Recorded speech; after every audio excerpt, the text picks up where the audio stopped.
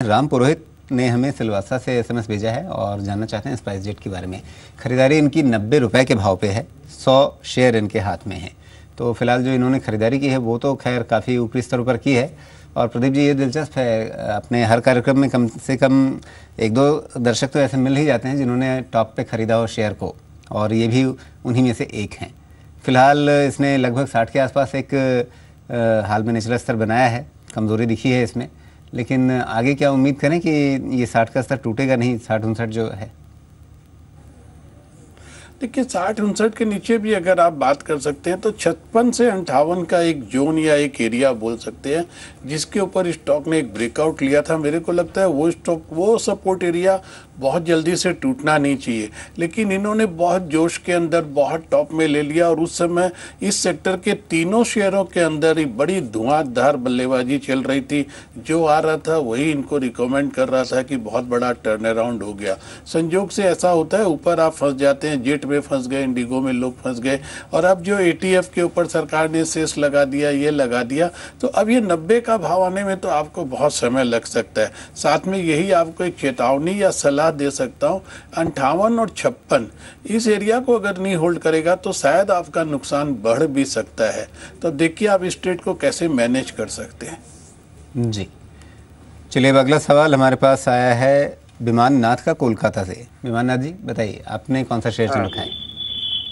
मेरे पास लैंको शेयर है 14 रुपये 14 रुपीज में। जी, शेयर आपने क्या लैंको इंफ्रा बताया? लैंको इंफ्राटेक है जी जी, ओके।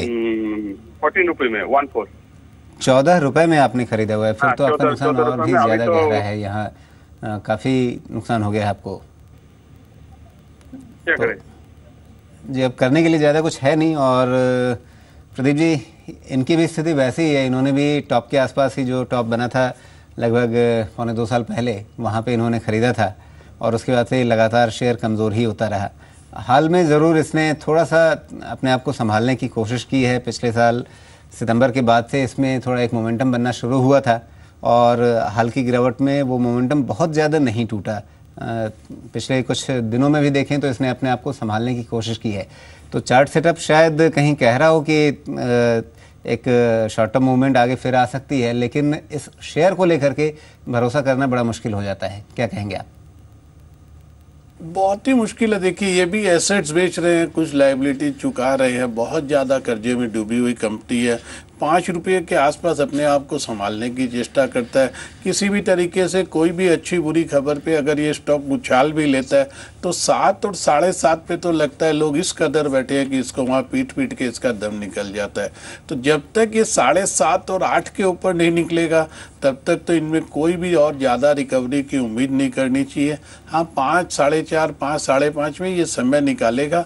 इनके पास कोई ऑप्शन नहीं है। 14 का माल 5 में बेच करके निकल सकते हैं तो निकल जाए और कहीं पे कोई पैसा या अपॉर्चुनिटी ढूंढने की चेष्टा कर सकते हैं। चलिए, गनीमत यह है कि बहुत ज़्यादा संख्या में शेयर नहीं है, 1200 शेयर हैं, तो जो आपका टोटल नुकसान है वो कोई इतना बड़ा नहीं है। उसको एक शेयर बाज़ार में कैसे निवेश करें इसके बारे में एक ट्यूटोरियल की फ़ीस समझ करके इस पैसे को चुका सकते हैं। यही मान लीजिए कि ठीक है, वो पैसा हमने शेयर बाज़ार में एक सबक सीखने के लिए खर्च कर दिया।